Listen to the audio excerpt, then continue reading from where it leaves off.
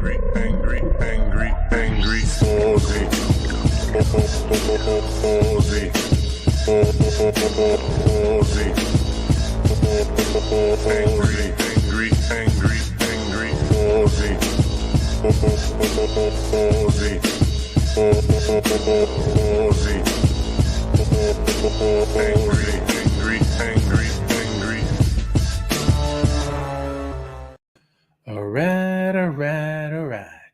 It's a Thursday night. Hello, Mega Leech. Just garnishing my first beverage for the evening. Cherry, my favourite. Let it absorb a bit of flavour. Who knows how many drinks we'll have tonight? Thursday, almost Friday, and practically the weekend. Starting with a barrel-aged Manhattan. Oh, that's a serious drink. Picked up some serious smokiness from the barrel. And because it's all booze, just whiskey and sweet vermouth. Mm-hmm.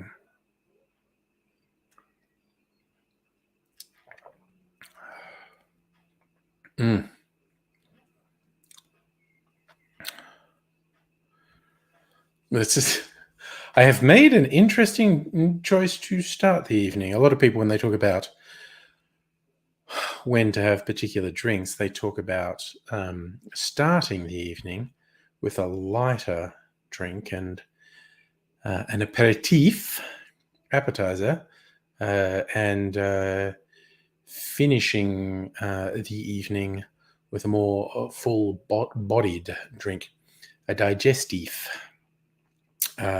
Someone somewhere along the line convinced themselves having something like that aided the digestion of the meal. I suspect not so much, but it's become somewhat of a tradition. In that vein, this would be an end of evening drink, not a beginning of evening drink. But it's really good. That is really good. Even though we're getting the warm weather starting now, this, to me, the vibe for this drink is very much sitting in a big leather armchair with an open fireplace, bookcases behind you, and ruminating on the matters of the day. Yes, Steve. Yes.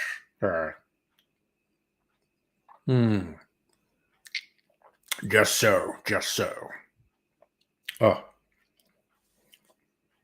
I'm going to have something lighter after this. We shall see how we go. We shall see where the evening takes us, in fact. And it should just be footloose and fancy-free, as it were. Not put too much pressure on the evening. Just chill out for a while. Wait for a few more of the regulars to shuffle in, as Billy Joel would have it. Man, you think about the lyrics to that song, Piano Man. It's not so much that he was wrong, because he was a very good entertainer. But holy shit, that song's... it is egotistical. It's just like the entire fucking world revolves around him. He's playing in some dive bar, and he's too good for the place.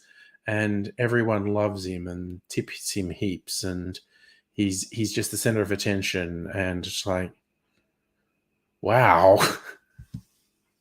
I mean, I guess it's not that uncommon. I guess other performers have recorded songs that are, like a story, and the summary of the story in the song is, I'm fucking awesome. But that one, Billy Joel's Piano Man, a little bit over the top with talking himself up. But I mean, yeah, good. It's good to have a healthy regard for your own talents. And as I said, you look at the man's career and whatnot, you could hardly accuse him of exaggerating how popular he was going to be with people, because hot damn, several decades of being a top selling artist.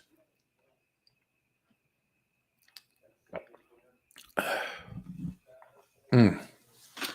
Last interview I read of him too is like not taking bullshit from the likes of Trumpies and the various right wing fuckheads around the world. He was quite outspoken, which was nice. It's reassuring. It's always disturbing when it's like someone you've followed, been interested in, been a fan of, whether they be an actor, a writer, a musician, or God forbid, a politician. And you had this impression that they were okay or even good or admirable, and then you find out something super fucked about them. And it's like, oh, that's disappointing. When you get to be as old as me, you see it happen so many times it stops being a surprise. Okay. Dr. Abigail. Actually, you know what? It's actually less fucking around. If I look at it on my phone, instead of opening tabs and logging in and shite. Right. Right, you bloody well right.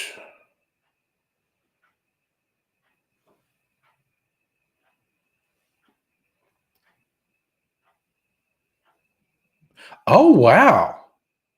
Can I actually share that, Dr. Abigail? Because it's pretty cool.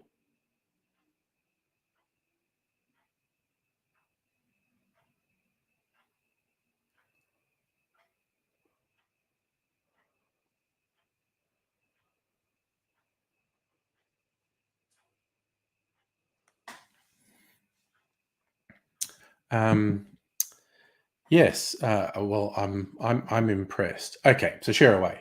Dr. Abigail was invited to give a brief statement to the Senate inquiry into poverty today, due to being on the DSP, living in public housing. In front of 4 federal senators, I greeted them in the most nerdy way possible. My governor, Melanin. So yes, Abigail spoke Sindarin in a formal Senate session, which is pretty fucking cool, honestly.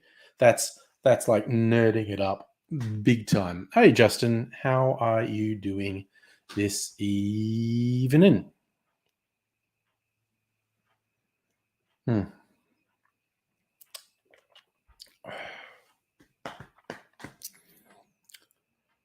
Oof.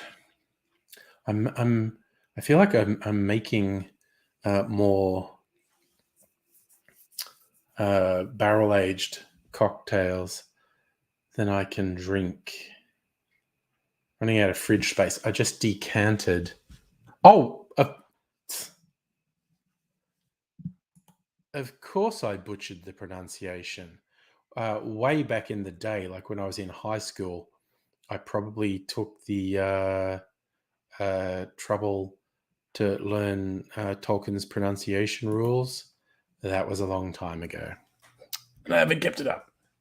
So this is my barrel-aged Sazerac, which is as boozy as this, just in a different way. In fact, boozier than this, because the Manhattan has vermouth, which is a lighter alcohol. This is a split of whiskey and brandy. So watch out. Splash of absinthe in it as well. I was going to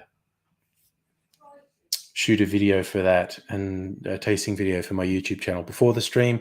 And because I've got a version that I didn't barrel age, I'm going to do comparison, then I'd be starting the stream with 2 Sazeracs. And I thought maybe that's more a Friday night thing. So I'll probably be starting tomorrow night's stream with 2 Sazeracs. Justin, you've been hearing polls, Taurus is so bad. Yeah, but an election's not going to be held. There's not going to be an election for another 2 years.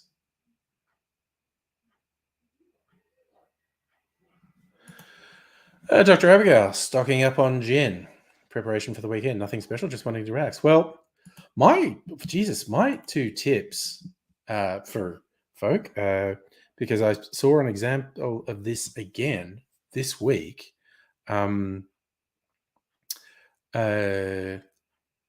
Check out particularly Dan Murphy's and the Woolworths bottle shop, which I think is BWS, which is normally next to the supermarkets. Because in both, I found them like doing run out sales of quite high quality Australian spirits, including gins, for, between 20 and 40% off. In fact, the theme for tonight's, I am going to do some comparative white rum tasting. I wasn't intending to get any more white rum, but there was an Australian one. It was like 40% off. And I'm like, fuck me, getting that. Then I realized I have a bunch of white rums. So I'm going to do a taste comparison a bit later. I'm going to be very gently sipping this Manhattan because it's pretty potent. But yeah, couple of times. I've never really noticed it at the Dan's before, but recently I have. They have stuff in like a shopping cart. It's like, oh, we're getting rid of this and we're not stocking it anymore. And big savings. But yeah, particularly in the city, CBD Woolworths bottle shops, for some reason, I've noticed had gins in particular marked down. Just a little tip. You want to buy Australian? So there we go. Greens are asking people in their networks, friends of friends. Labor were too, but not sure. Okay. Senate inquiry allotted time to hear statements from Cooney Mill. Okay, well, that's nice. Oh, Justin, you're just being so fucking kind to both the British Labour Party and Liberal Democrats to call either of them left wing. They're all centre right. And the Tories are just the manner born types. And again, it's so exceptionally frustrating that the conservative neoliberal elements in the Labour Party absolutely sabotaged Jeremy Corbyn, because Jeremy Corbyn was, God forbid, someone who seemed to have some actual integrity and had some plans for policy that you could actually call left wing. And the entire establishment, and that includes the Labour Party. The Labour Party is in Australia as well, but particularly in the UK, is dominated by the establishment. And the whole thing about the media being woke left wing, they're not. The media, BBC in particular, is dominated by the establishment. And they fucking sabotaged Jeremy Corbyn. It was fucking wild to see his own party sabotaging him, and even fucking Tony Blair explicitly stated it publicly. He'd prefer the Tories to win than a socialist like Jeremy Corbyn, which is just fucking wild. So it's like Keir Starmer's going to get in by default. Not because he's any good or because he has any vision, but because he's not the Tories, which is, essentially how Albanese won the last election and how Shorten thought he was going to win the previous election.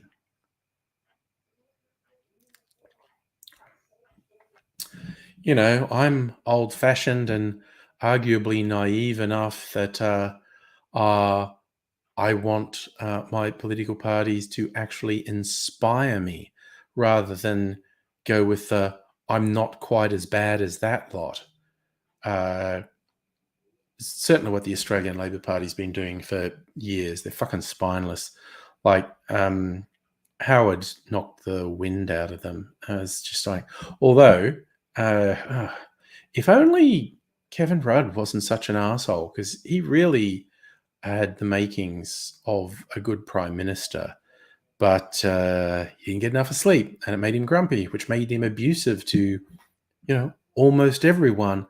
His own parliamentary party couldn't work with him. And then you had all that fuckery with changing leaders.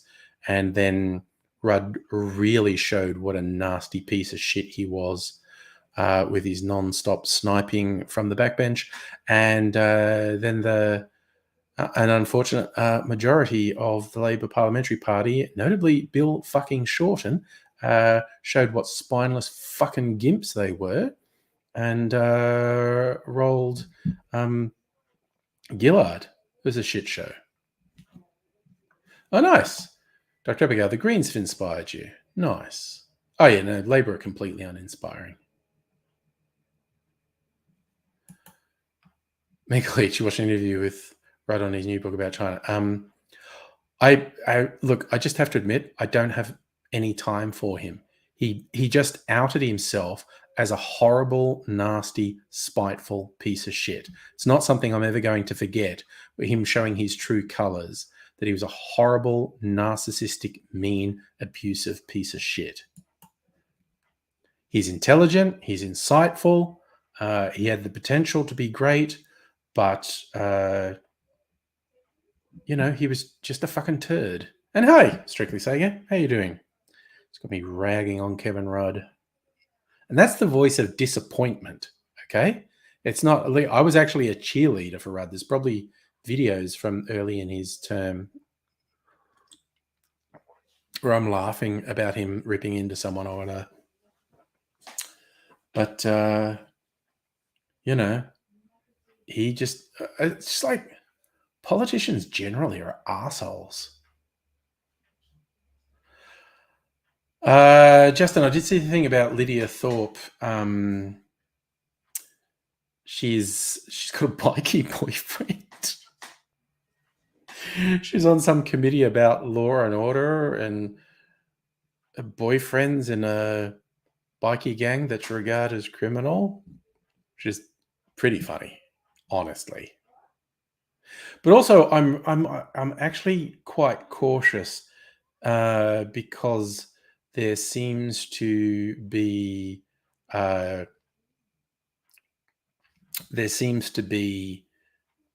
vendetta against Lydia Thorpe, and I'm extremely cautious when media and rival politicians do that sort of thing.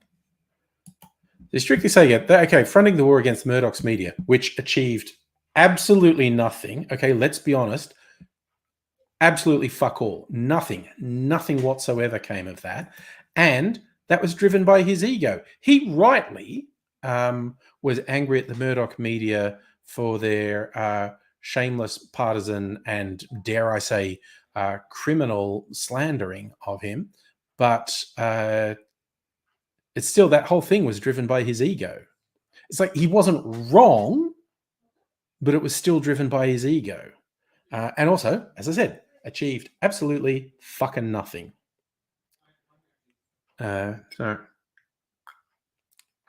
Which is also not necessarily his fault, because he did leave Parliament later than he should have, but he did leave Parliament. And certainly parliamentary labor. Actually, like Shorten did the thing where I'm not going to kowtow to Rupert Murdoch. I'm not going to have a private meeting with Rupert Murdoch. Fuck that guy. And it backfired. They just ran all their media campaigns against him. It's like, damn.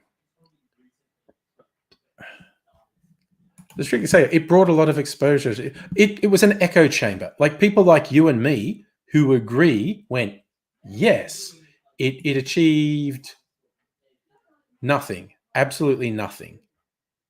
In fact, it probably bolstered the conservative support for the Murdoch empire, because it's like, oh, Labour person wants to censor Rupert Murdoch.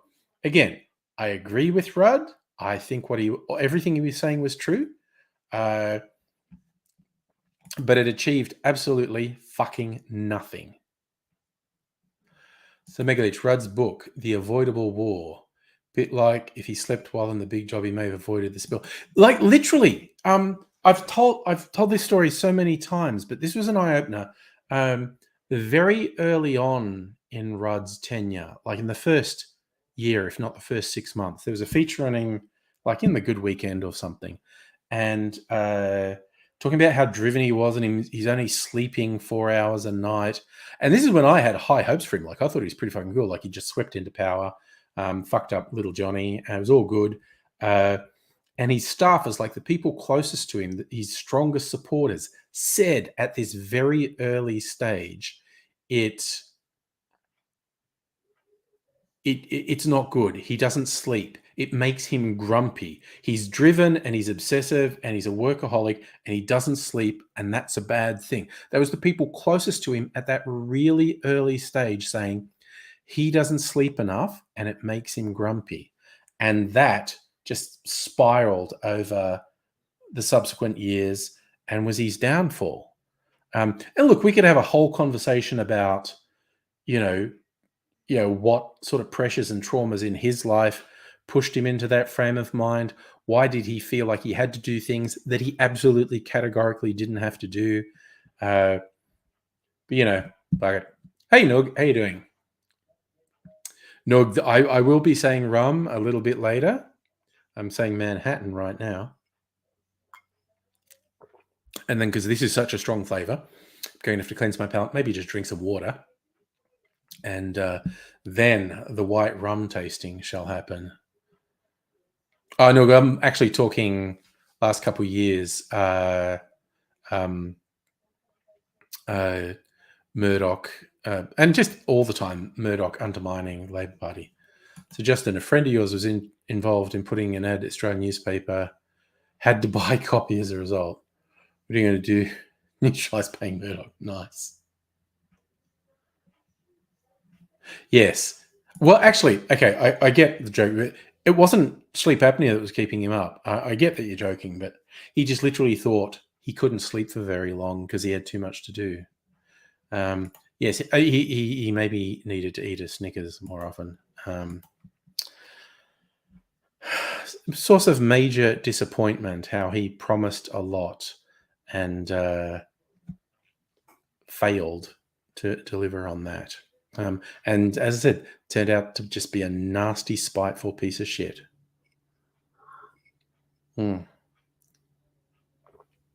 Yes, absolutely. Strictly Sega. I'm very suspicious about the way the Murdoch media and, the fucking Liberal Party and whatnot, hacking on Lydia Thorpe, like really saying like she had a meeting where apparently she shouted at people and was mean to them and upset them, which is not cool. But the idea of the Murdoch media or LNP politicians being upset that someone was shouting in a meeting, that's fucking horseshit. They love that shit if it's their side. If you criticized a conservative for shouting at and abusing people, they call you a cuck, woke, wuss, all this sort of stuff. So fuck them. They are nasty, lying, disingenuous pieces of shit. So, okay, just in case anyone was wondering, like I was ragging on Rudd, and with all the negative things I said about Rudd, which I truly believe, if Rudd's here, the LNP and the Murdoch media, so it's like Rudd and the gutter and the sewer and the swamp, and then the LNP and the Murdoch, because they're the fucking same. It's very hard to work out if the Murdoch media is the publicity arm of the LNP, or if the LNP is the publicity arm of the Murdoch media. It's hard to say. Justin, there is no charity you can donate to fight Murdoch. That's not a thing. That is not a thing. That's not a thing a charity can do. You could, if it so behooved you, if you was motivated to, you could find a more independent media source and support them. There are some, and I'm not going to recommend anyone because I'm not into it. And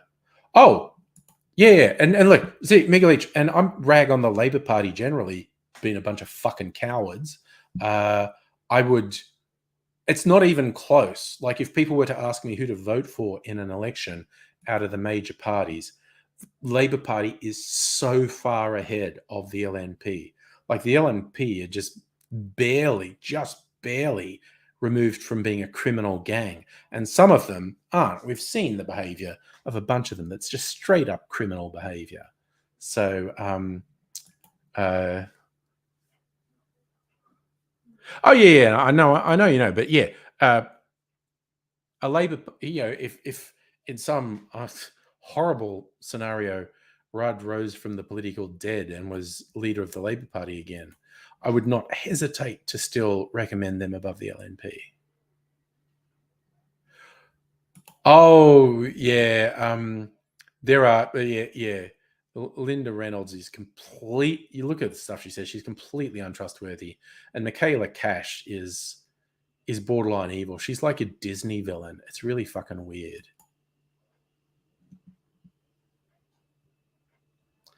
They're they are terrible fucking people.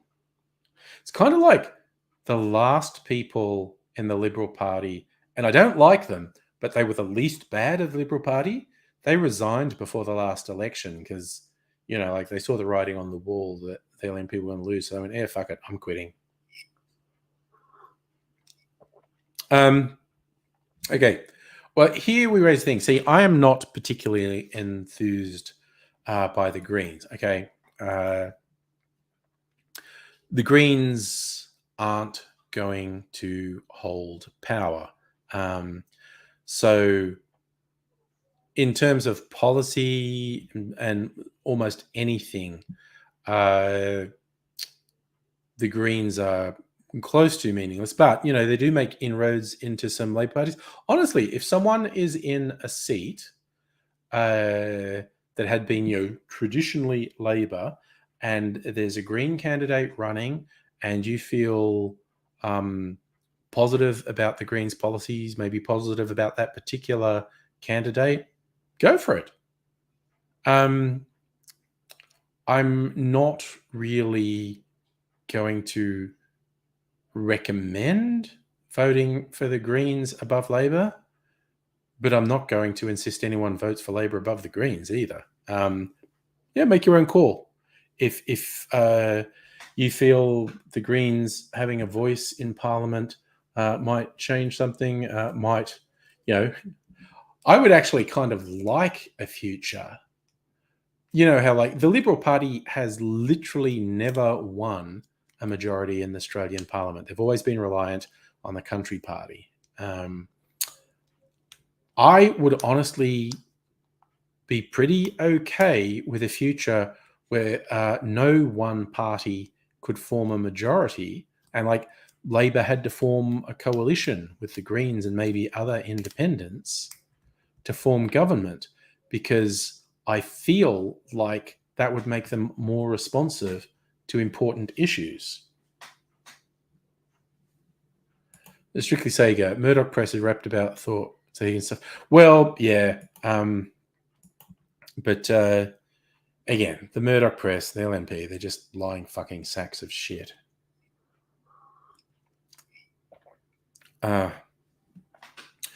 Not to be trusted. They're almost like the epitome of I know you are, but what am I? Because almost every time they accuse any of their political opponents of something, like being mean or being bigoted or being anti-Semitic, it's basically they're accusing someone else of being what they know they are. It's very weird. It's very weird. Hey, Greg, good evening. How are you, sir? Nice to see you. What are we? Half an hour. Okay. I feel like I've been reasonably paced. It's taken me more than half an hour to drink my Manhattan. Though it's pretty goddamn boozy. Certainly on the half Tim Smith spectrum at the moment. Like I definitely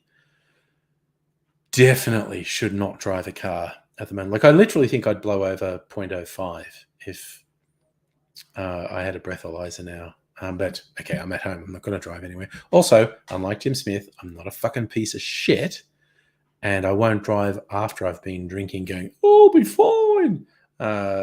So it's not even a thing. But Yeah, I think I'm close to half Tim Smith at the moment. So Megalich, on the political compass, your preference lies between Greens and Labours. Yeah, there you go. Green Labour coalition. No, at least they don't call opponents Guardian reading tofu, eating wokarati. They kind of do, man. Like it's actually been super embarrassing to watch conservative voices in Australia ape the fuckery that's gone on in the US, and the Tories you're there in the UK. The Tories in the UK have been doing it as well, but you get conservative voices here just repeating the twisted shit that the Trump-inspired fuckwits been saying in the US. It's super embarrassing. Like seeing people here waving Trump flags, super embarrassing. But yeah. Yeah, and the Guardian's not mainstream enough here. They'd make some reference to the ABC or maybe SBS.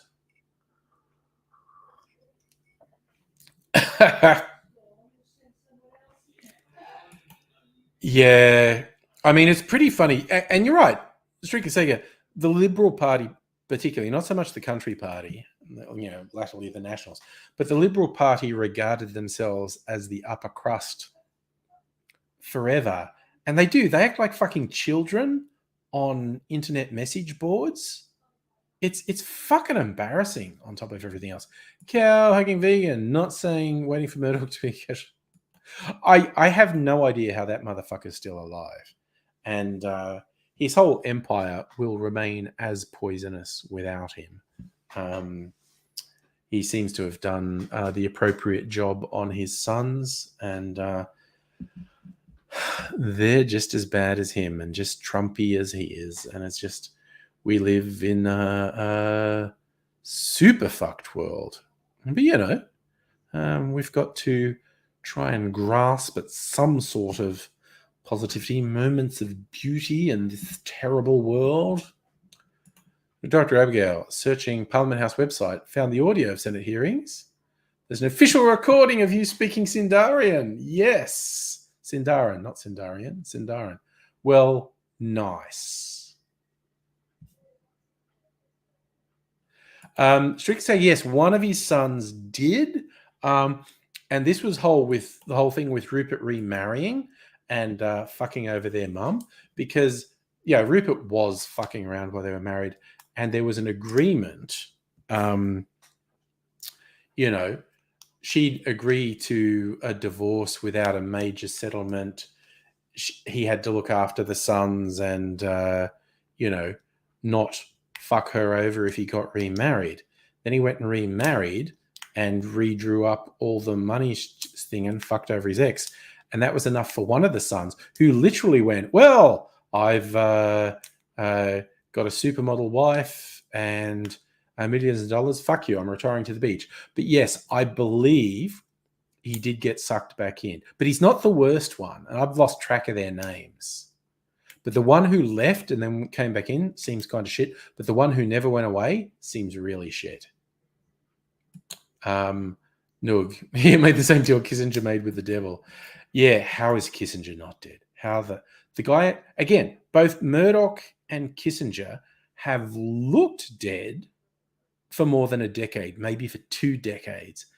The fuck are they still alive? It is absolutely mind-blowing.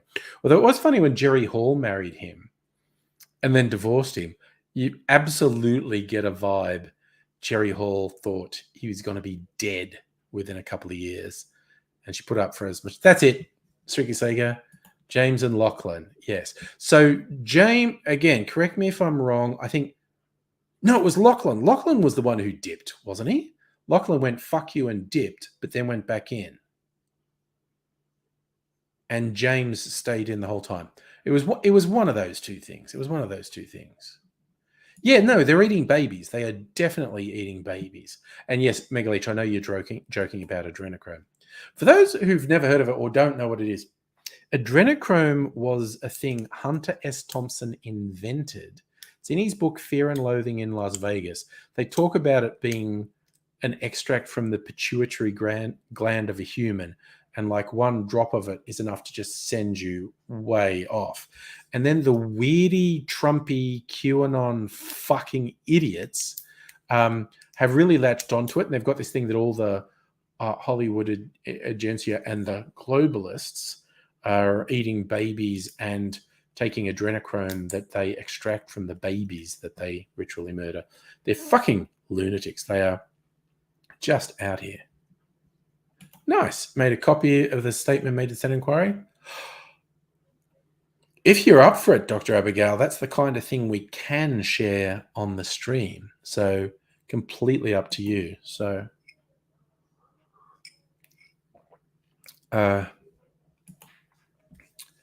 yeah.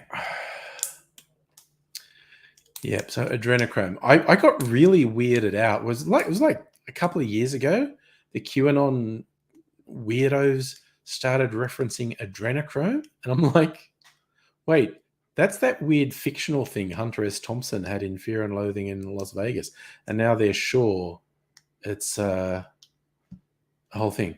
Oh, did James not like Dad selling off Fox to Disney? All right. Dad just wanted some extra bucks for his last few years. Yeah, it's probably one of the more profitable things of the empire, quite honestly. Yeah, tomorrow night, party night thing, going to hang out on the stream? Yeah, okay. Well, yeah, get it ready. If you've got a file, we can do it tomorrow night. It's all good in the hood. Okay, so Fox News is run by Lachlan. Okay. Oh, gosh. It's really embarrassing when family do that shit. Oh, no, that's... No, you're not kind, but sometimes, what's that saying? You got to be cruel to be kind. It's like, don't. That's just unhinged conspiracy bullshit. And it's embarrassing. I was talking with someone at work, and one of the higher ups, but and he mentioned during COVID he had one or two family members just say really whack COVID conspiracies, and he was saying, just shut the fuck up, just no.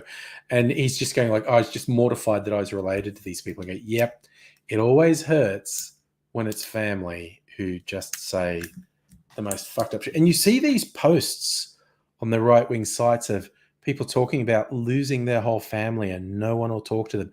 Oh, they won't see the truth. And you go, no one's talking to you because you're fucking deranged and they just can't put up with your shit. Right. I think I should drink some. Oh, actually, maybe the fizzy drink I made. I was thinking of drinking some water, but maybe some fizzy drink. But I want to get my non-alcohol drinking glass, which I should have brought in here, and I didn't. It's in the next room, but it'll just take me a few secondos to get it. I shall be back directly.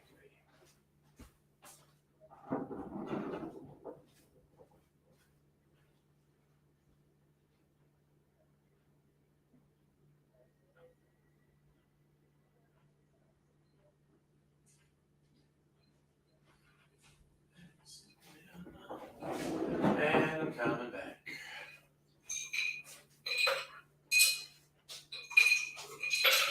Right. I'm going to put a little bit more ice in here. So we go to the Frigidaire. Put a chunk of ice. And maybe this ginger ale drink I made. Lemonade with some ginger cordial I got from the supermarket. It's actually pretty good. I like that. You shared the conspiracy pyramid post with "You are here." The anti-Semitic point of no return, disconnected from reality. Yeah.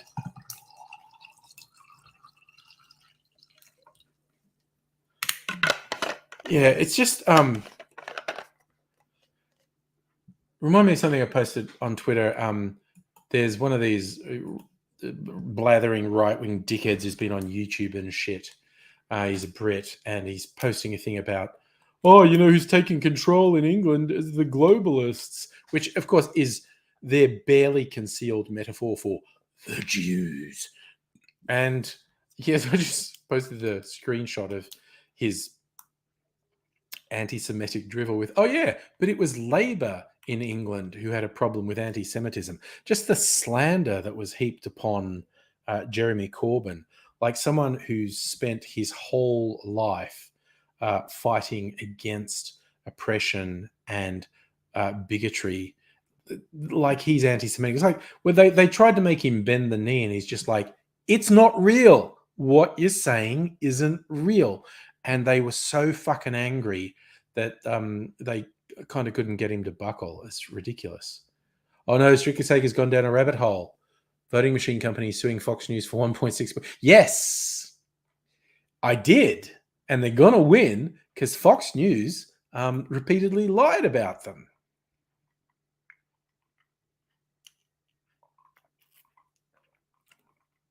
Yum, tasty. No, you miss Jez. Well, at least someone does. Again, he was in, at least compared to other politicians, he was a man of integrity. There's precious few of them in the world at the upper echelons of politics. Yeah, it's again the way he was slandered by the establishment because they were fucking scared that someone might actually put in place politics and policy that would just barely bring stuff back to the workers. Um, you know, I'm not even going to glorify what they're saying. We're saying he's socialist. I mean, I guess he kind of is, but he was never going to get actual socialist policies in, but he was just trying to move the needle back to stop giving everything to corporations and ravaging and destroying the country, and give back to the people who are actually working. And they just fucking slandered him. Well, at least, Romanov's, at least he wasn't up against the wall. Speaking of anti-Semitism. Oh no, Kanye. Who knows? Who knows what's wrong with Kanye West? He's very self-serving, narcissist. Jesus. He's Again, when I look at the commentary on that, I see Black Americans speaking out on his fuckery, and he's grossly anti-Semitic, and he just keeps repeating awful anti-Semitic slurs. But he appears to hate black people as well. He just has so many anti-black, and again, so it's beyond obvious. He's a very troubled individual. It's beyond obvious. He has problems. But again, a lot of people in the Black American community have very eloquently pointed out what the fuck is wrong with Kanye West. So it doesn't really need a white guy in Australia going in. Just I would just say, look up voices online pointing out Kanye West, no friend of the larger black community. Oh yeah, Streaky Sega. I do. Not that I'm a particular fan of Crikey, but I do hope they win that lawsuit because that's some fuckery right there. So, Justin, the Fox News cases where the freedom of speech covers lying. Yeah, but slander has never been protected. But again, the way the US judicial system is working at the moment, with all these Trump appointed judges making rulings that justify all logic, all precedent, all established constitutional law, it's like nothing matters. Who the fuck knows?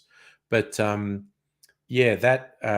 voting machine company versus Fox News kind of looked open and shut, like Fox had slandered them, just lied, and damaged their reputation. So didn't really seem like there'd be much hope for them. But again, in current day America, who the fuck knows? Who the fuck knows? Oh. Oof. That's a really nice palate cleanser, actually. Slightly gingery lemonade. So, yeah, because the Manhattan was a very strong flavor. And if I'm going to do, I'm thinking, God, I should have prepped this. I wanted to prep it. I don't know if I can do it on my own. I had an idea of trying to blind taste the 4 rums and seeing if I could tell which is which. My bet is I can't. I'm actually very bad at the blind tasting thing. But maybe I could. I don't know.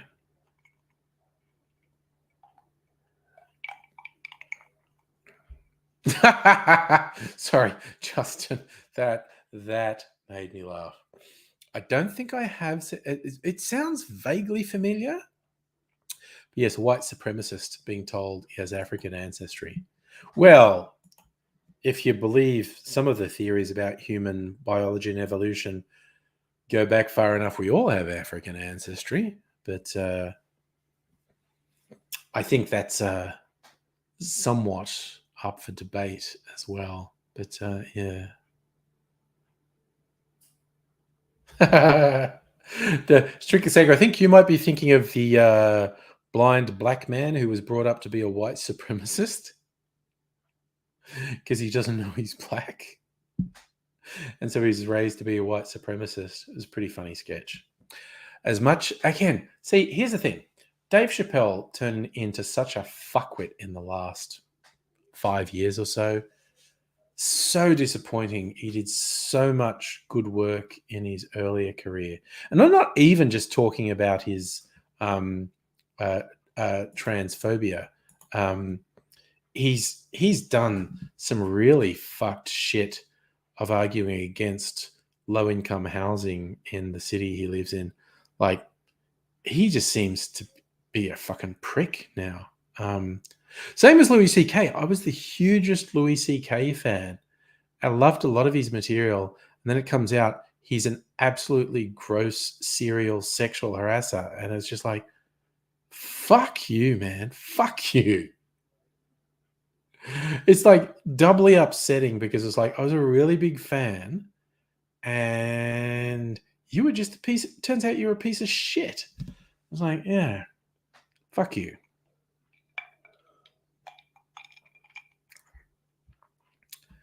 Yeah, it was definitely that comeback stuff with Netflix, Strictly Sega. It's just like, Jesus, it's just like fucked. And he just keeps doubling down, and it seems like he's just getting further disconnected from reality all the time. Well, see, okay, Strictly Sega. I hate Louis C.K.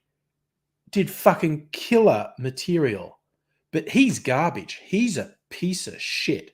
He is a nasty, exploitative, abusing, self-serving piece of shit. He's fucked. I have not watched anything he's done for ages because I just don't want to. I just refuse to. It's like, fuck that guy. You know what? And people say, like, oh, but separate the art from the artist, separate the creativity. No, like, no. People who are that fucked tend to ruin the lives and careers of dozens of people. So fuck him. You know, it's like the Harvey Weinstein thing. Oh, but he was, produced all these great films. Like, fuck that guy. He fucked up so many people's lives. And he's ruined careers that would have been great. So fuck him. And I mean, there is a really significant difference between Louis C.K. and fucking Harvey Weinstein as well. It would be very hard to convict Louis C.K. of a crime, whereas Harvey Weinstein, of course, is a fucking criminal. So, yeah. I'm doubly mad at Louis C.K. because he's a really good comedian. He was very good. He was very insightful. And he's a piece of shit. And he hurt people. And now he's playing the victim. And it's like, fuck you. You're a serial fucking predator, dude. Fuck you. Let like I said, it's this weird thing where you probably couldn't convict him of a crime, but fuck the guy. Just fuck him. No time for that shit. As I say, for every like great artist who's a horrible abuser, and people, and there are a lot of them.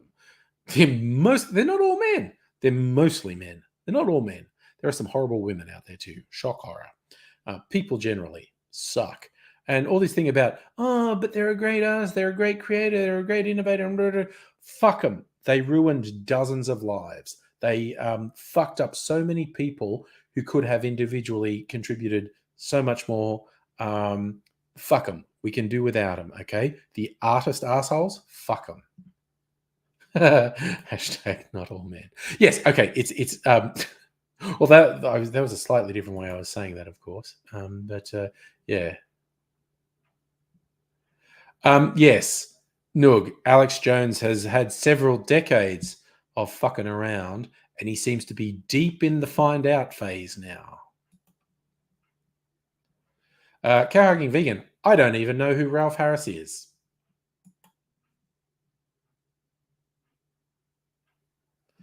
Yeah, exactly, Strictly Sega. Louis C.K. currently just plays the fucking victim. Refuses to acknowledge fucking just what he did to people, fucking.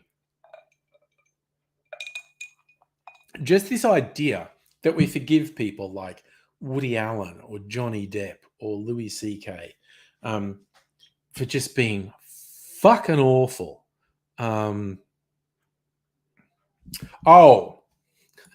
Jake the Peg. Rolf. R-O-L-F, not R-A-L-P-H. I had no idea who you were talking about. Rolf Harris was, again, a serial abuser. But I was extremely serious when I said I don't know who Ralph Harris is. I had no idea who Cow-hugging vegan was talking about. Arguably, Ralph and Rolf. No, it's R-O-L-F, not R-A-L-P-H. Arguably, those names sound the same. Written, they are completely different. So, yes, with no lead-in, I had no idea who that was referencing. But yeah, no, he was a serial abuser. But again, that was just, and this is the horrible thing, that was just normal for his generation of entertainers. They were like untouchable, and they'd be serial fucking gropers and abusers. The absolute worst, the absolute bottom of the garbage pile was Jimmy Savile.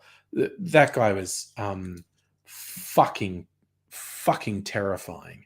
But it was like, that was mainstream entertainers in the 60s, 70s, 80s. Ugh, just a terrifying number of them were serial abusers. It just creepy as fuck. So, yeah. Ugh, and just, God, just the way the other people in the industry defend the ones who get called out. Like, oh, that was back then. That was just something you did. What? Back then, you just sexually abused underage people? For fuck's sake. Oh, yeah. Jesus Christ, Strictly Sega. I mean everywhere, but yeah, certainly a half of Hollywood, for fuck's sake. Oh my God. Oh. Just that, a text meme. Can we have Rolf Harris? We have Rolf Harris at home. Rolf Harris at home is Ralph Harshish. Oh, yeah. No. It's basically, I don't think there had been any child actor in the 20th century who wasn't abused. I don't think there was any. Like, even in The Godfather, wasn't in the movie, but I read the book. The Hollywood producer who got the horse's head in his bed in the movie. In the book, he's a pedophile. And that was just like fucking Mario Puzo writing, like, yeah, everyone knows. The power brokers in Hollywood are just fucked. They're just fucking deviant, fucking pedophiles. They're awful. Oh, nice. New Tales from the Borderland. Is that the Telltale Games type thing where it's like you make, rather than playing it like a full video game, you make decisions at various points?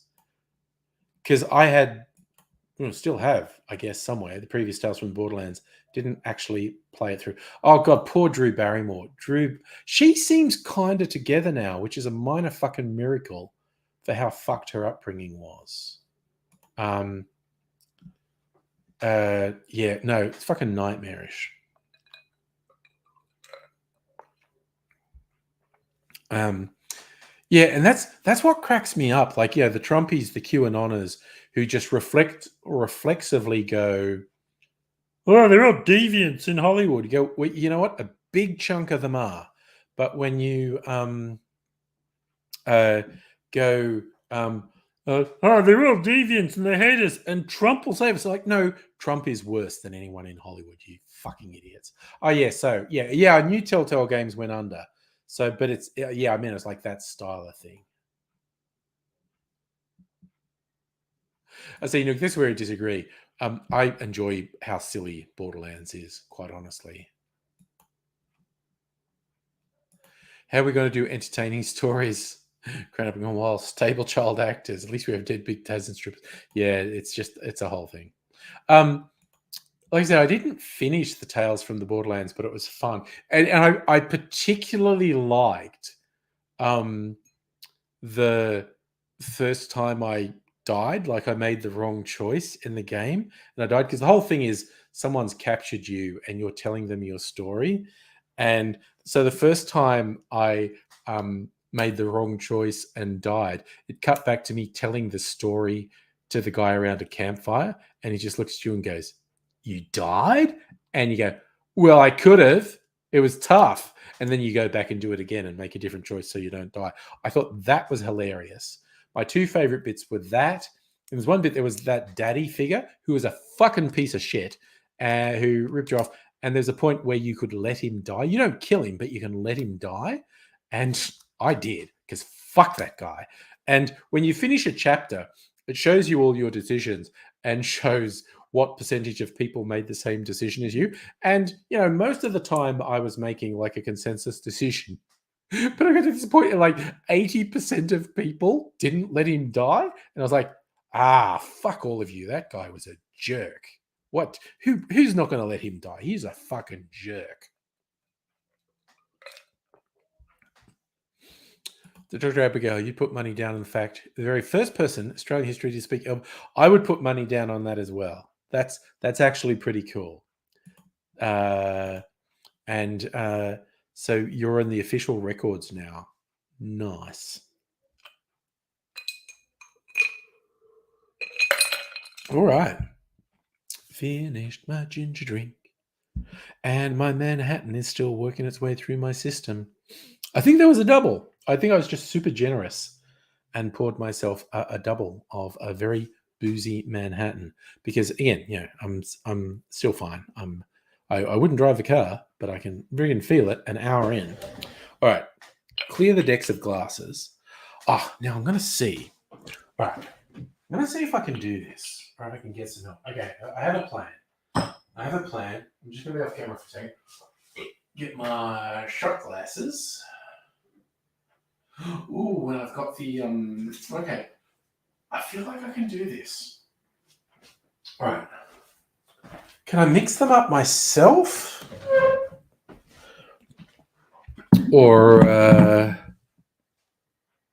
oh God, is that asking for trouble? So, Nug, that's a big question. Has anyone spoken Klingon in the Senate? And Dr. Abigail could do that too. Hey, Rays, how's it going, man? You say, yeah, so if you get another chance, Dr. Abigail, it's got to be Klingon next time. Right. So could I move these around?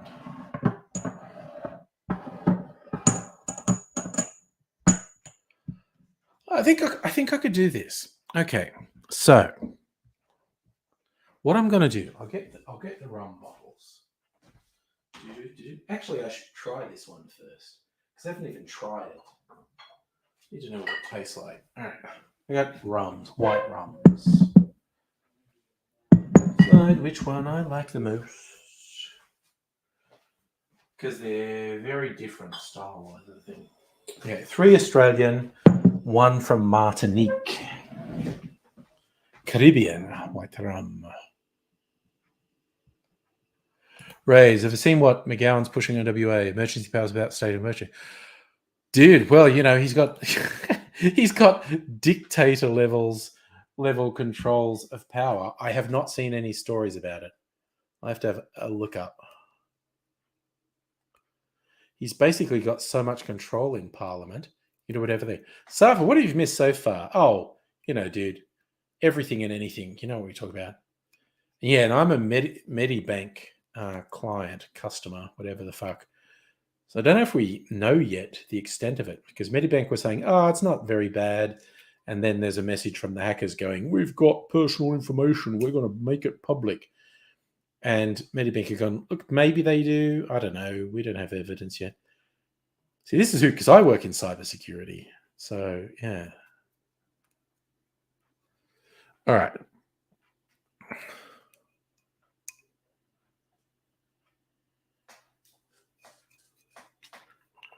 Ooh, a screw top. Don't get that very often. All right. So this is from a distillery called The Hoochery because they make hooch. I think they're Victorian. Because I think when I was looking up places to go away for the weekend with Mrs. Angry, I think this showed up. Anyway. So yeah, Ray's got no opposition, man. No. They got slaughtered, the Libs at last election. It's ridiculous. Yeah, well, he's a populist. So I'll have to look up what he's trying to do. Okay, so the Hoochery. Oh, they're Western Australian. Ah, okay, Kirsten must have told me about them. The Hoochery are actually Western Australian. There you go, Western Australian rum. I need to taste it because I haven't tasted it yet. Ooh, get that glug, glug, glug going. Oop, that's a very strong alcohol smell. What's the percentage on this? Just 40%. Okay. This is bottled in 2019. Really? Okay. Oh.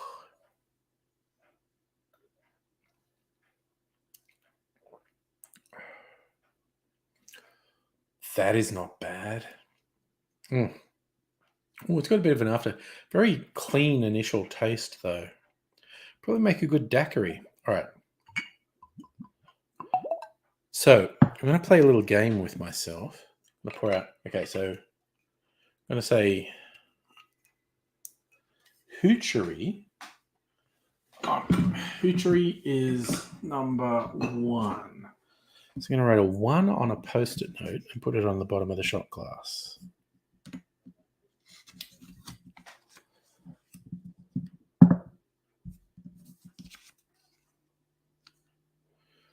All right. 2 will be Killick, which are about a half hour up the road. So we've got a West Australian white rum. I'll be amazed if I can't tell this one in a blind taste test. Killick, it's got what they call hogo, which is this really funky sort of overripe fruit flavor. Right, so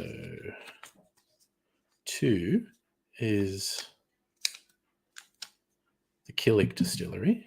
3, Trois Rivières Rum Agricole from Martinique. Oh, no, I have not seen the Star Trek Resurgence game. Right, Rum Agricole from Martinique is going to be number 3.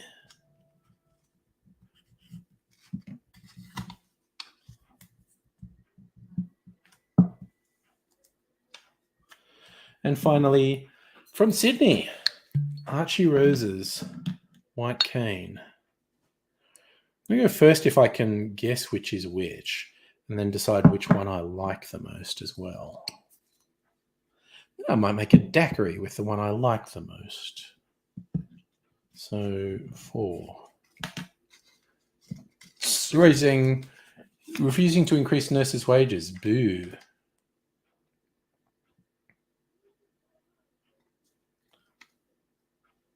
All right. Now, I'm going to try and do the whole thing where I swap them around.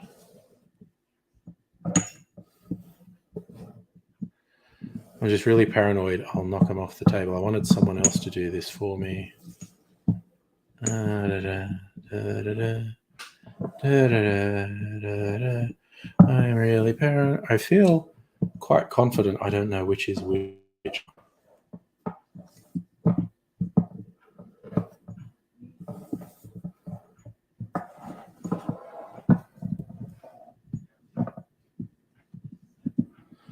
Alrighty. So now going to taste the rums. Okay, that is not Killick.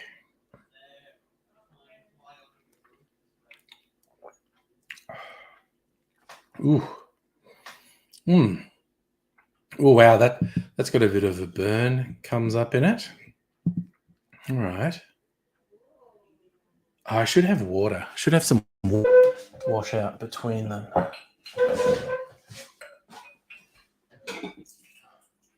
I'm really taking with spilling stuff.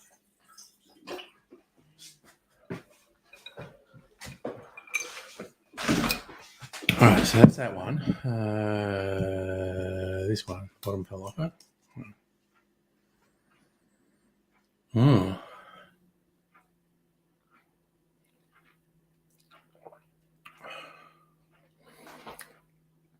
Oh, I really prefer the way that one went down. All right. Drink some water.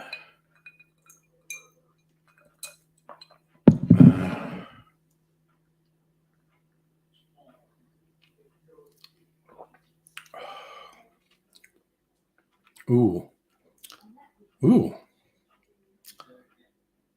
Well, that's got a bit of a fruity taste to it as well. All right. Last one.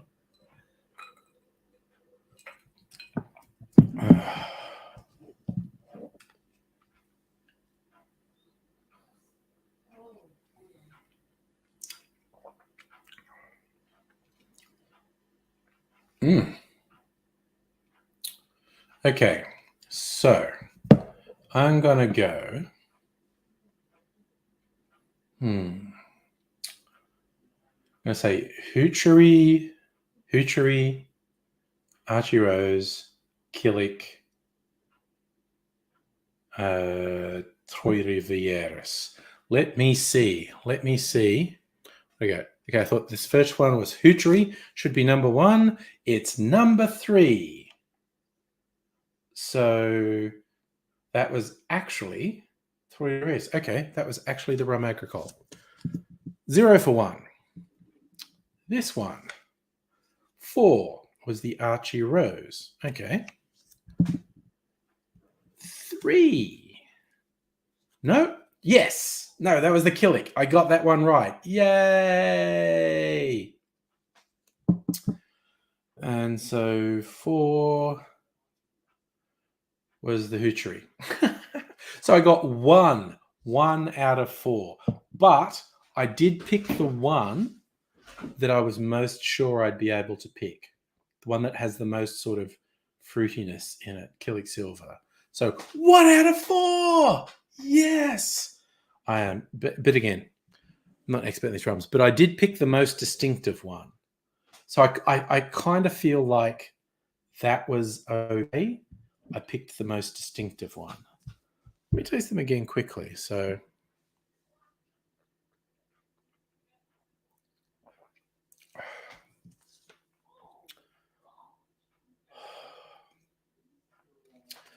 that's the Trois Rivieres.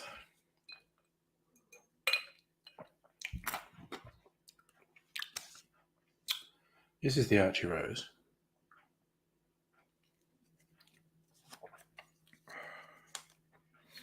Ooh.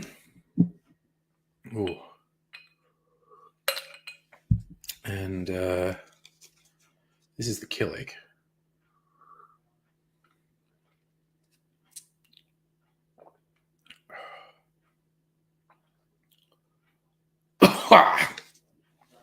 That's got the most distinctive flavour. And so this is the Hoochery.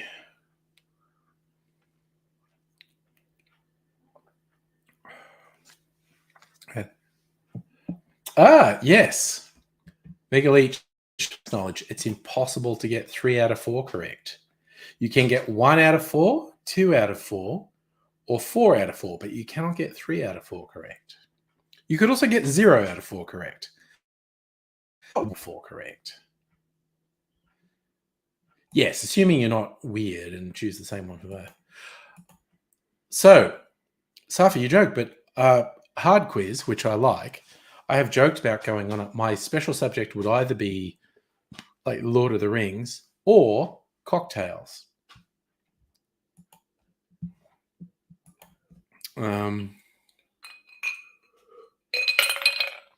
right.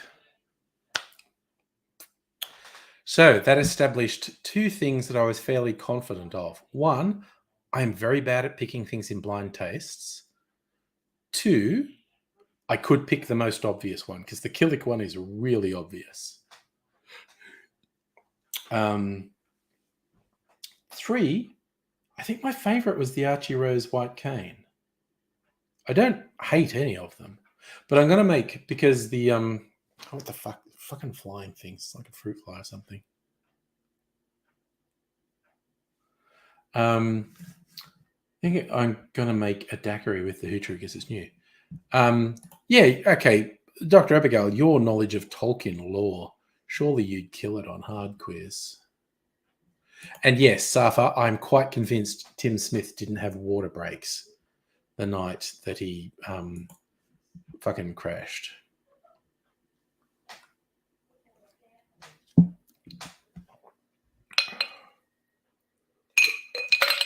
Oofed. Which one is that again? Okay, yeah, that's... Okay, Rum Agricole which is this one, the one I was just drinking then, from Martinique, the only non-Australian one. That's a little different to white rum. White rum, the base is molasses, which is like the boiled down byproduct of sugar. But Rum Agricole, the base is sugarcane juice. So it's literally just the juice from sugarcane. It's not a sugar byproduct. It's not boiled down.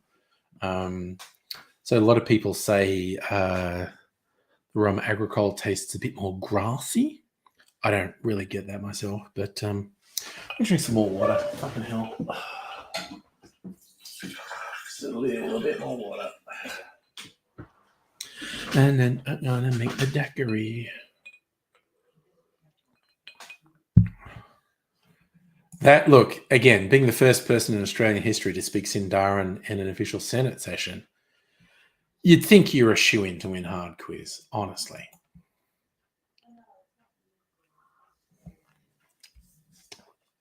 Okay, so that's the Archie Rose. That's slight acetone aftertaste without being unpleasant. So 2, that's the Killick.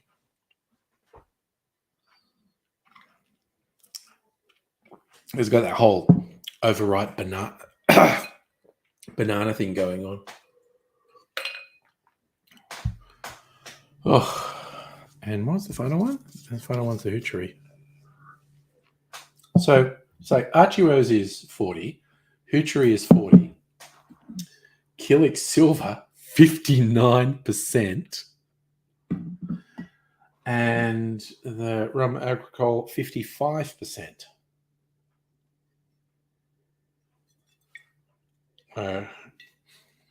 2 notably higher proof than the others. Oh, okay, yes, okay. So, for that sandwich I shared on Tuesday, which was so much bigger than I thought it was going to be. It was like $16. It was brisket and fried onion. So much fried onion and cheese. The default had jalapenos in it too, but I don't like jalapenos, so I said, please no jalapenos. It just about defeated me. I was not that hungry. It was fucking huge. Really tasty. I think I would go back to that place, but I would not eat breakfast. I would save it up. Man, there's a fucking fly. I'm going to get my bug assault rifle and shoot this fucker. So apologies if this looks like I'm shooting you.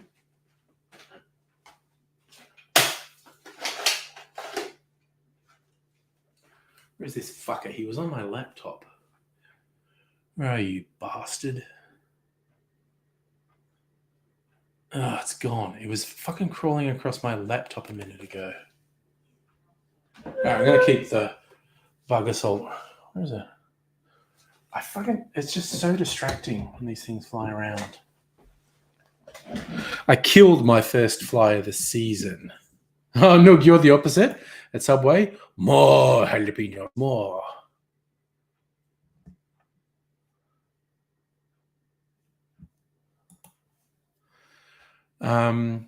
Oh yeah, Safa, the place had a fun sort of dad joke pun name.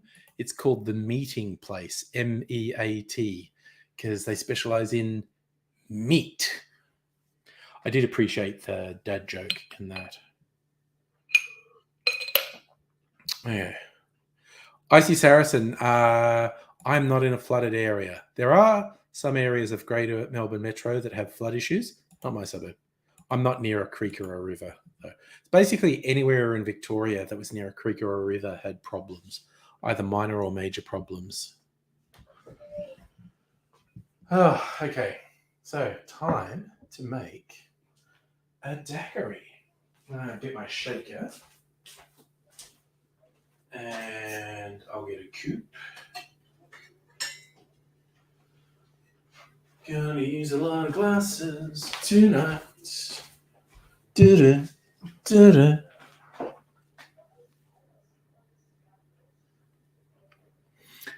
Yeah, so for in Melbourne Metro, Maribyrnong had it worst, but lots of country areas. Apparently it's going to fucking rain for the next week, so pity anyone who's already got flood problems. Right. Oh, goodness me. Do, do, do. Do, do, do, do, do. Okay.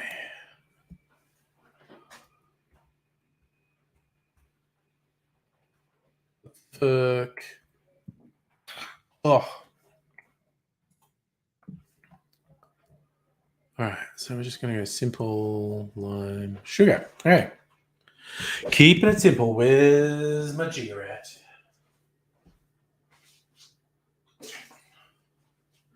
All right. Lime juice and sugar syrup out de fridge.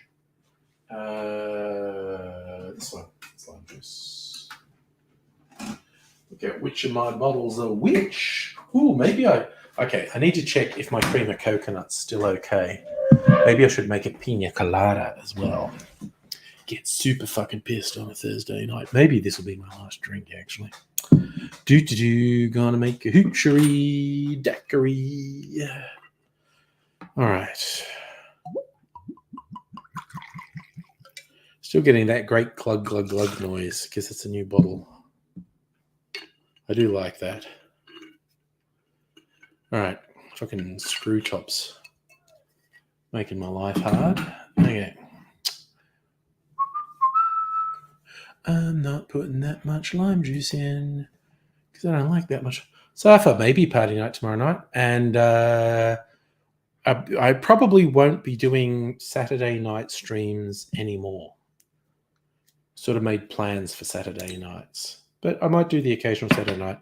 But the default would be no Saturday night streams. Right. Zuckerthirp. Have I decided? Sorry, AC Saracen. Have I considered dyeing my hair hot pink or aqua blue? I had colored my hair a few weird colors over the years. From this experiment, I'm probably not going to color my hair anymore. It's fine. It's the thing I used to do. I'm going to let it go grey again. So no, the glug only happens when the bottle is full, basically. The more you empty from the bottle, the less likely you are to get the glug, glug, glug when you pour. All right, and put these back and get some ice. Ice, ice, baby. Do, do, do. Vanilla ice, ice, baby. Right, let's get a little bit of ice happening. Good.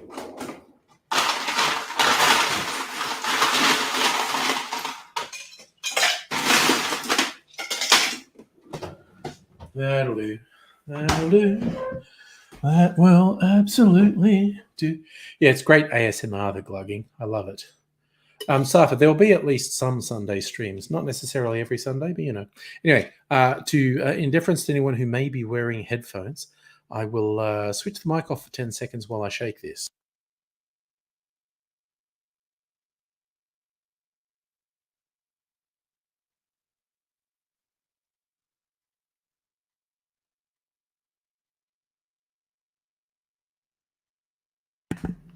Alrighty, we are at the shaker, painfully close, painfully cold to hold. So I guess I've shaken it enough. Let me strain that into my cube.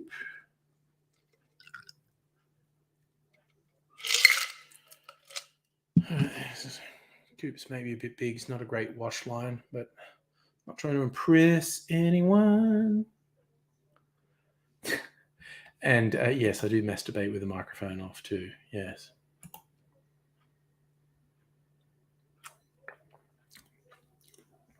Oh, yum. Yum. Fucking love a daiquiri. Yum. Oh. So, yes, the Hoochery white rum makes a fine daiquiri. Okay, so I'm probably not buying any white rum for a while because I don't use it that much. And I've got these 4 white rums to choose from. No, with the microphone off. I see, seriously. Wait, was that Mimsy? It was. Sorry, look, I'll move this, Mimsy. Do you want to come up and sit up here and say hello? What are you doing? What are you doing, you absolute weirdo? Want to come up here? No? Just going to wander around being... Oh, you are going to come up. Going to come up? Going to come up here. That's it. Come on. There you go. Sorry, I'll adjust everything so Mimsy can say hello. And she wants to get patted. She wants to get a pat, don't you? Yes, you do. I'm going to be a big shooky cat, wondering when I'm going to go to bed so she can go and sleep on me, which is the thing she does. Yes, it is. You might be lucky, Mimsy. You have a daiquiri. I'm Mimsy with I'm not dead yet. You're not real well, though, are you? You are a very senior cat. You're very skinny, although the vet thinks you're responding to the medication, so I guess that's good. And the medication maybe improves your mood and demeanor a bit. Also good. Yes. Is that it? You're going to jump down on my lap now? Yes. All right, that was Mimsy saying hello to all of us. She just wanted to come in and say hello. Oof. Man, is it kind of like I make a daiquiri and it's fucking awesome. I was thinking, why don't I make daiquiris more often? They're fucking yummy. So, Icy Saracen, you're an environmentalist who enjoys filling cats. No. Fucking kill feral cats, man. Fucking kill feral cats. No hesitation. Feral cats, foxes, horses, pigs, deer, rabbits, all feral animals are destructive and fucking nightmare for the environment. Well, Strictly Sega, what movie are you watching? You got time to tell us before you go? So yeah, no, Icy Saracen. I am very much in favour of the culling of ferals. Feral cats, particularly, are super fucking dangerous. Oof! And holy shit, my daiquiri is good. Love it. Yummy yum. So I think it's like also down to the sugar syrup I used was a oleosaccharum made with raw sugar and lemon peel. Fun thing to do if you want to do it. Peel a citrus and cover it in sugar, and the sugar will draw the oils out of the citrus and turn into a syrup. It's fucking yummy. Fuck yes, Safa. All those wild brumbies in the high country should be culled. Absolutely. They're not natural. They're incredibly destructive of the environment. Take them out. It's just this ridiculous sentimentality people have, and it makes no fucking sense. Oh, God, you remember that one, Nog? When people saying you shouldn't have AR-15s, and that guy saying, how do I keep my children safe from 40 to 50 feral hogs in the yard? That was wild. Oh, nice. Mega Leech. Lime and blood orange. Nice.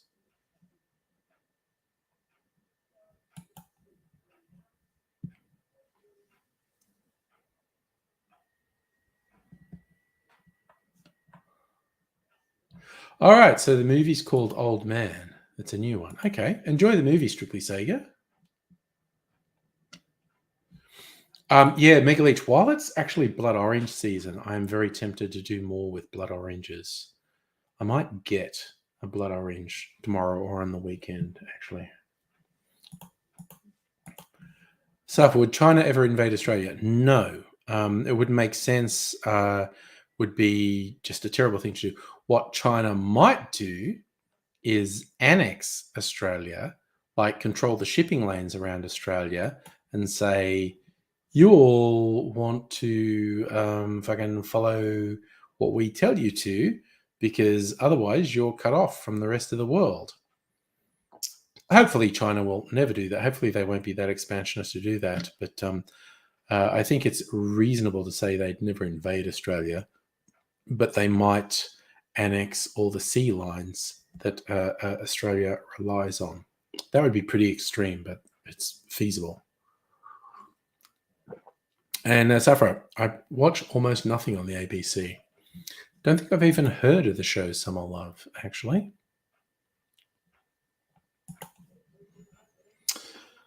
But there's too much TV at the moment, honestly.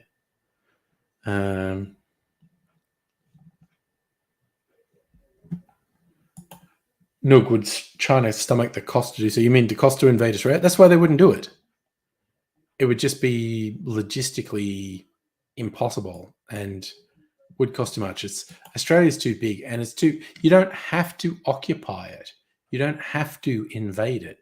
You just control commerce, control all the sea lanes, and just say like, "Hey, you probably want to do fucking whatever we say because we've cut you off from the rest of the world." That would be very extreme. It's feasible. I hope they don't do it. But yeah.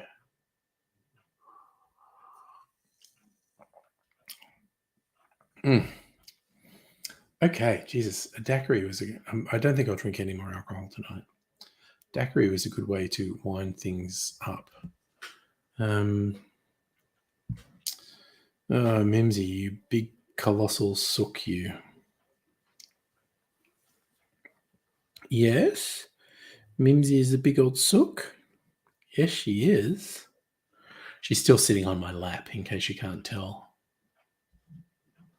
So Dr. Abigail tried to make her own James Bond theme clothing, ended up being plain and white. Oh, no time to die. Ooh, ooh. Okay, you're going to have to tell me what the Nazi Operation Sea Lion was. But the Nazis had a lot of plans that they had no ability to execute. I think it was Justin saying at one point the Nazi plan to instate Edward, invade and take over England and install Edward on the throne as a puppet. It's not a real thing. There were Nazi communiques saying that was their plan, but what actually happened, Edward and Mrs. Simpson were in Paris in the lead up to the war, and when the Nazis invaded, they fled, I think it was to Holland. And so if he was actually in on the plan, why the fuck would he flee? And then the Nazi plan was to actually kidnap him. And again, why did they need to kidnap him if he was going to go along with the plot? And there were actual Nazi communiques talking about this. And some people say it was a serious plan by the Nazis, but Edward wasn't part of it because, again, their plan was to kidnap him. So it doesn't really sound like he was in on it. And there are some people who say it was just a propaganda thing from the Nazis. They had no serious intention of doing it, but it was an attempt to undermine solidarity within England, which is, as far as propaganda goes, not a bad idea. But it wasn't an actual real thing that Edward was siding with the Nazis, even though he did meet with Hitler prior to the war and say he was a fan. But Edward's actions belie any notion that he was aligning himself with the Nazis, basically. Safa, I don't think the Nazis ever wanted to take the US. I believe they just wanted the US to stay out of it and say, we'll do that. They did think they could take the UK. They did think they could take the USSR. Turns out they were wrong on both fronts. Not mainly, the USSR repelled the Nazis all on their own. But yeah, the war in Europe failed generally because of the involvement of the US. The Nazis just wanted the US to not fight them and maybe align with them. So there's a plan to invade the UK, several problems. Yeah, no, basically the Nazis were never in a position to invade the UK. They had goals to do it, but okay, you know what, Mimsy? I'm going to ask you, well, not even ask you, tell you, get the fuck off me. Okay. I'm going to have a sip. I'm just going to do this. I'm going to go over here. Get this. Hoofed. Put that in there. Have a sip of this.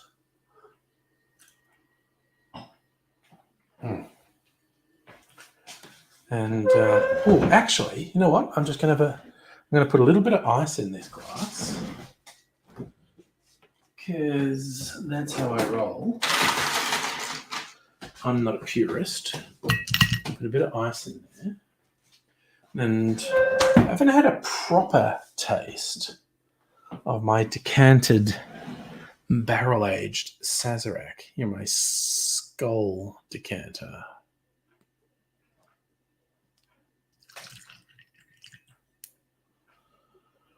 Not a proper taste.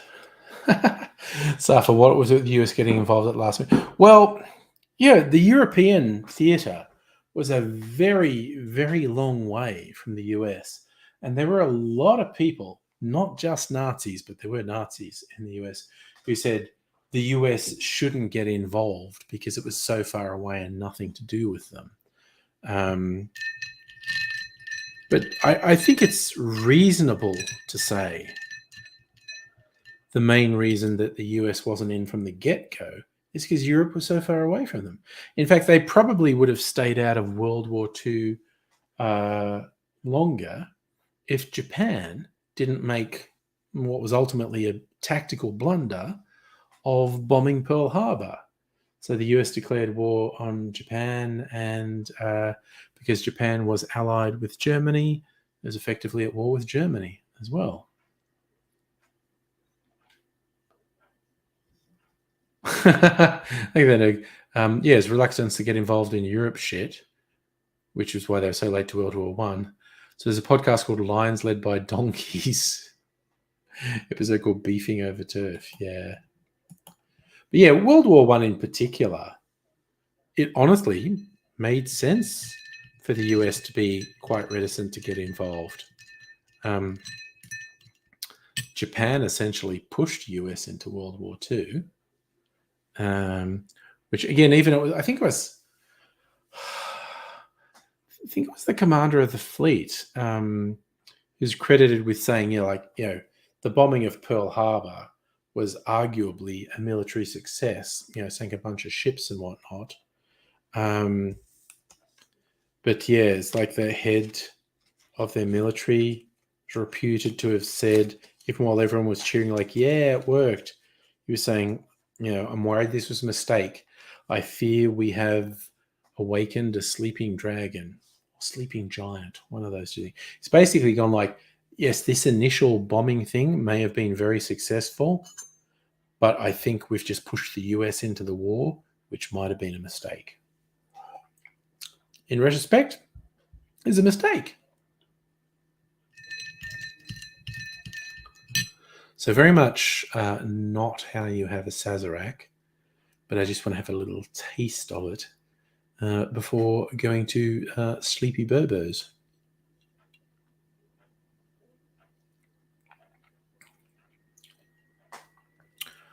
Fuck me, that is so good.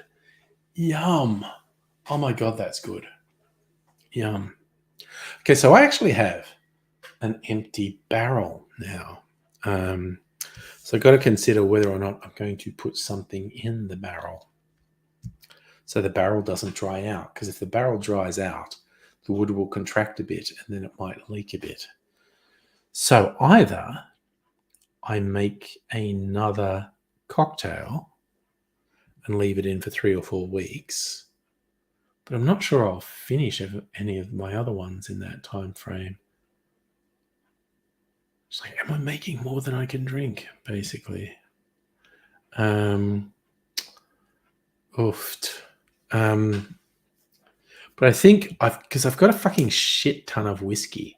If I'm going to do another barrel-aged cocktail, it should be whiskey-based. Maybe an old-fashioned. Maybe something else. Because this is like half whiskey, half brandy.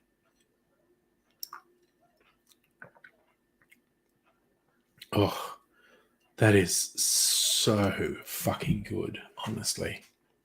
Yum. Oh my God, that's fucking awesome. Glad I made that one. It's really fucking good. So I'll probably be kicking off tomorrow night's live stream, double fisting, to Sazeracs in hand, because I'm going to make a video for my cocktail channel just before the live stream, doing a taste comparison between my barrel-aged Sazerac, which is what that is, and I saved some that's not barrel-aged so I can compare them side by side. See what difference 3 weeks in the barrel makes. Can't get Springtime for Hitler out of your head. Okay, for those who don't know, that's from the Mel Brooks comedy The Producers, which was originally a film made like 40 years ago with it was Gene Wilder and Zero Mostel, and then 10 or 20 years ago it was turned into a Broadway play, which was very successful, and then they tried to make a movie of the Broadway play with the stars of the Broadway play, Nathan Lane and Matthew Broderick, both super talented, but the movie of that fucking failed. But yeah, the central idea of The Producers is there's this dodgy fucking guy who's a producer on Broadway, and he comes up with a plot. He works out, because he keeps losing money on shows, and he's trying to convince people to come invest in his shows. But he works out, if he gets a bunch of people to invest in a show and the show's a bomb, he can actually make money, because he gets people to overinvest. Like, he says there's a certain number of shares you can buy in this show, and you get to share in the profits if there's profits. If there are profits, of course, you have to be controlled in how many shares you sell, because you have to pay out profits. But if there's losses, you don't pay out anything, so you can oversell the investments. And that's what he does. He goes, I'm going to con all these people out of their money, and then put on a show that's so terrible, it's a complete failure, so none of the investors expect their money back. And I pocket a whole, and because they don't know all the other people who invested. And so he finds this guy who is a neo-Nazi who has written a musical called Springtime for Hitler.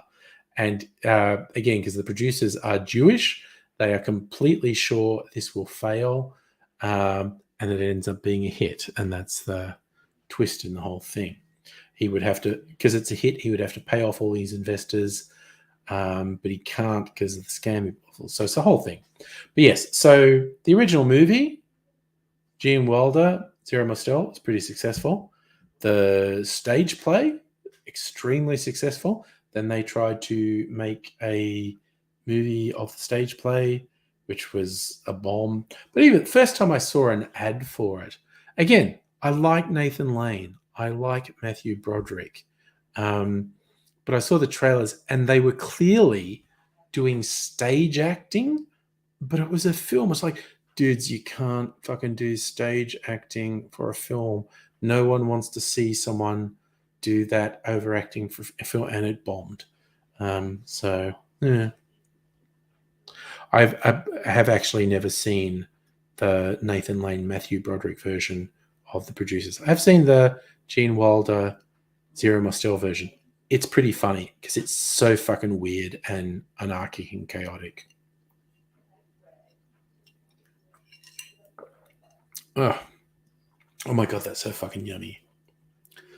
Oofed. Okay, I'm going to sleep well tonight. Still only half Tim Smithed. Because you can tell, I'm sure everyone who knows me knows that when I start to get quite inebriated, I slow down and I enunciate words very clearly, because I worry about slurring my words, and I don't want to slur my words. But I'm not that drunk now, so I'm happy to talk faster. And maybe slur a little bit because I'm half Tim Smith. That's the thing. All right, so Dr. Abigail, you didn't mind, even enjoyed. See, maybe I would enjoy it. Maybe I would enjoy it. It's probably on one of the streaming services. I don't know. Again, Mel Brooks is a fucking weirdie, because his early stuff, fucking hilarious. I basically don't like any of his movies after Young Einstein. Young Frankenstein, sorry. I mashed him up with Yahoo Serious there. Young Frankenstein. I know a lot of people like Spaceballs. I think Spaceballs is fucked. That's just me. That's just personal taste. I think he overdoes the jokes. He repeats the jokes multiple times because he's worried people aren't getting the jokes. I think Spaceballs fucking sucks. I know a lot of people like it, and everything he did after Spaceballs was spectacular failure. But here's the funny thing: Jerry Seinfeld did that thing of interviewing comedians, comedians in cars getting coffee. A lot of people don't like that. I actually do like it, and I like it more when Jerry Seinfeld talks less and the person he's with talks more about comedy. But here's the thing. So I was seriously of the opinion Mel Brooks hadn't made a funny film since the 70s. But one episode of Comedians in Cars Getting Coffee, he goes and gets Mel Brooks. And Mel Brooks was sharing a house with Carl Reiner. And these guys are like in their fucking 80s or whatever. And they're hilarious. Just in person with someone talking to him, Mel Brooks is fucking hilarious as well. And like, seriously, I say this as someone who thinks Mel Brooks hadn't done anything funny since the 70s, but just being there and having conversation and talking about stuff, I thought Mel Brooks was engaging and just so fucking funny. I was like, okay. And I also, I've seen Mel Brooks early stuff. I've read some scripts of Mel Brooks early stuffs.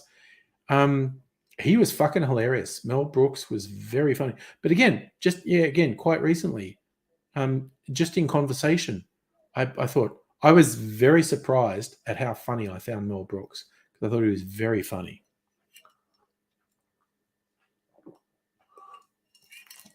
Oh, yum. Okay, that Sazerac is fucking legendary. Again, I feel slightly guilty complimenting myself. I made that in a batch and barrel aged it, and it just fucking rocks. It's really good. So I feel vaguely self-conscious about complimenting myself on a drink I made, but it's really good. My maraschino cherry. Yum. Where's the jar gone? Is that the jar? Mrs. Angry's been putting the syrup on stuff, so that actually works for me, because I don't know if you can see cherries sitting up above the syrup. Makes it easier to get a cherry for my drink. Mrs. Angry's been pouring the syrup on pancakes and things. I'm not even mad, because it actually makes it easier for me to get a cherry as a garnish for my drinks. So yeah, I'll save this, because in the morning Mrs. Angry will put that orange peel in her hot chocolate in the morning, which is nice. So I made a fucking shit ton of that Sazerac, because the barrel, they sell it as a 1 litre barrel. It's actually at least 1.1 litres. I've worked out from making. So I got this. This is a 750 ml bottle, which is absolutely fucking full. And there was some extra, which is my Skull decanter, which holds about 250 mils.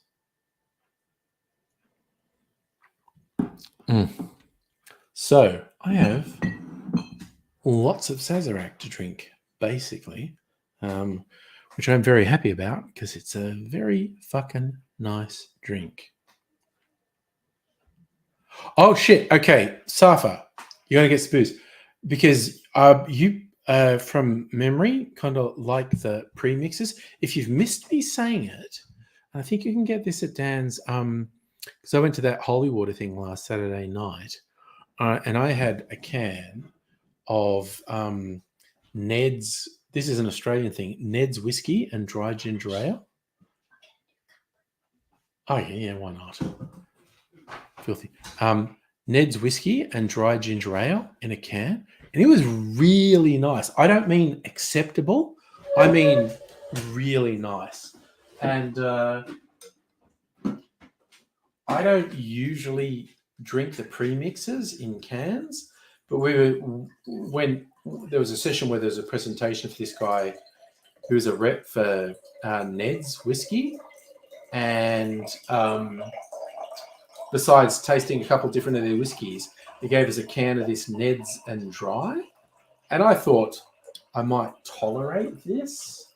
And Mrs. Angry was actually the same. It was like not expecting to like it, and we both actively like it. So Ned's whiskey generally, yes, but again, this surprises me. The Ned's and dry, an 8 out of 10. Definitely would have it again. It was not just I tolerated it because someone gave it to me for free. I was like, this is surprisingly good. It's not like, it's not too sweet. It's really nice. And I was very surprised at how much I liked it. So Megaleech, who has a no sugar cola? Is that Ned's? Do a no sugar cola? Yeah, Safa. It's in Dan's, I'm sure. It was very interesting because this guy gave a whole spiel. The Ned's people, they're trying to go mainstream.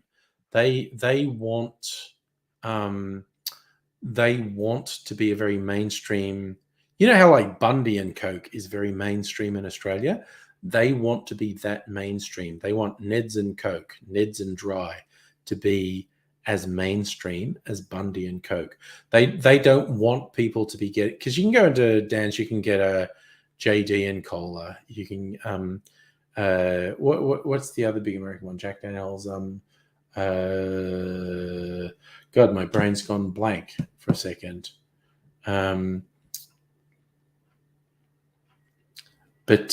Yeah, they basically want, and because they sponsor the car races in Bathurst and whatnot, they're going for the Bogan vote basically. But it's really quite good. Like, I was genuinely surprised at how much I like the Neds and Dry. And Megaleesh is saying they do no sugar cola. That's it. I knew it was another man's name, Jim. So yeah, you get Jim Beam and cola. Jack Daniel. Oh yeah, Greg, you knew it too. Jack Daniels and cola. So Ned's goal is to be the default. So Australians don't go for Jim Beam and cola. They don't go for Jack Daniels and cola. They go for Ned's and cola. And honestly, it's fucking good. More power to them if they fucking take on the mass market, quite honestly. Safa, what percentage of the Australian population is bogan? Depends how you define it. Like, I used to always get attacked by haters on YouTube calling me a bogan, even though I'm university educated, just because I swore a lot. So I guess it depends if you think bogan's an insult. I guess it depends where it comes from. But basically, Neds want to be the mainstream choice in Australia. And I think they've got a road ahead of them to do that. But good luck to them. Fucking good luck to them. Because they also, besides doing the bog standard stuff, they also do some particulars. Oh, I don't think I told this story. This is the thing they did, and I found it fucking hilarious. They got some of their standard whiskey, and that whole bunch of barrels, and they put them in a like shipping container, and then they strapped some big speakers to the shipping container, and they played the sounds of the V8 supercars from Bathurst at high volume out of the speakers. So the vibrations would have been making the whiskey in the barrels vibrate and give them a different character. Now, these guys, they gave us the different ones to taste. And it was the bog standard Neds and the sound of Bathurst Neds tasted different.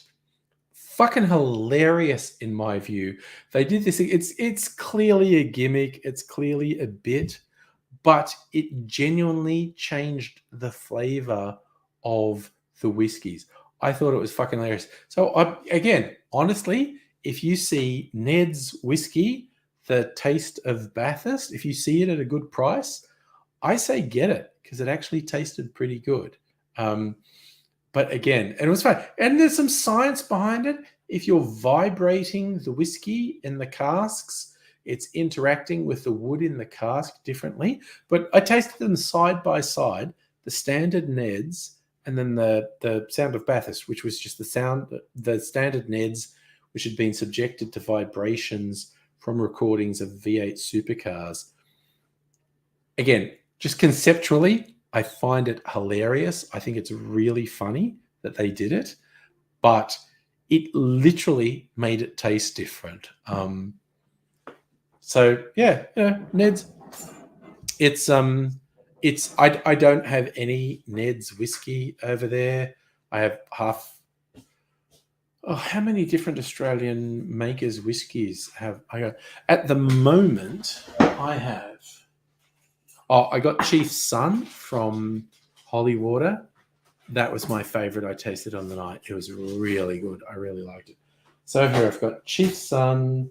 I've got a bunch of Starward. I've got a bunch of Archie Rose. I've got Bakery Hill. I've got Byron Bay Distillery. I have had in the past Tiny Bear. Tiny Bear, I think, are bringing out another whiskey before Christmas. They're just like half an hour up the road from me. And because I'm just a fan of Tiny Bear, they're cute. I'm probably going to get their whiskey. I have enough whiskeys, but it's like, oh no, Tiny Bear, they're cute. They're bringing one out. Maybe I should give them one.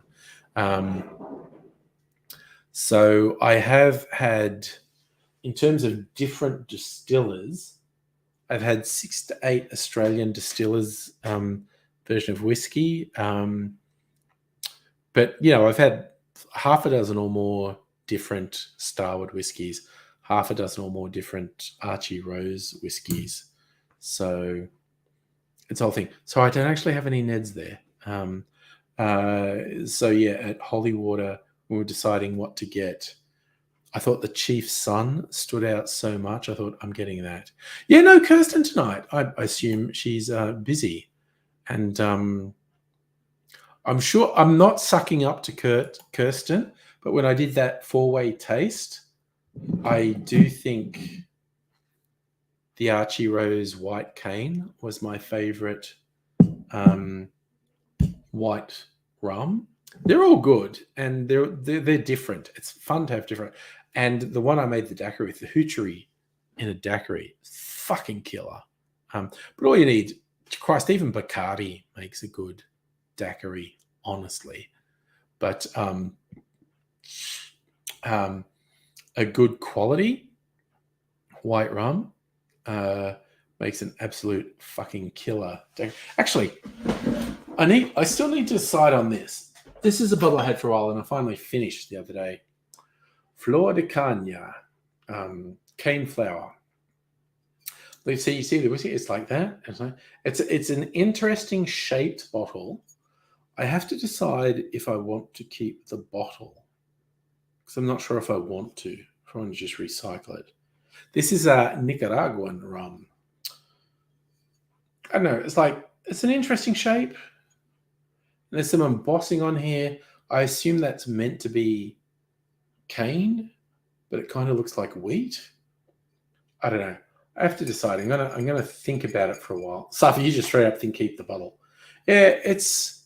See, this is the sort of bottle people on a bar would fucking hate because it's difficult to hold. Actually, that's kind of easy, but it's a weird shape, so it's hard to put on the shelf. But it's eye-catching. I don't know. I'm not gonna rush to a decision. Decide if I'm going to keep it or not, because it is a different bottle. So we'll see. We shall see. But yes, I know. Maybe we'll get Kirsten tomorrow, where I'll tell her I did a showdown with my rums. I pretty much preferred the Archie Rose in a blind taste test. Didn't hate any of them. Yeah, I don't know. Because I feel like I haven't made a drink with this for a while. Might make a daiquiri with that tomorrow. Daiquiris fucking rock, man.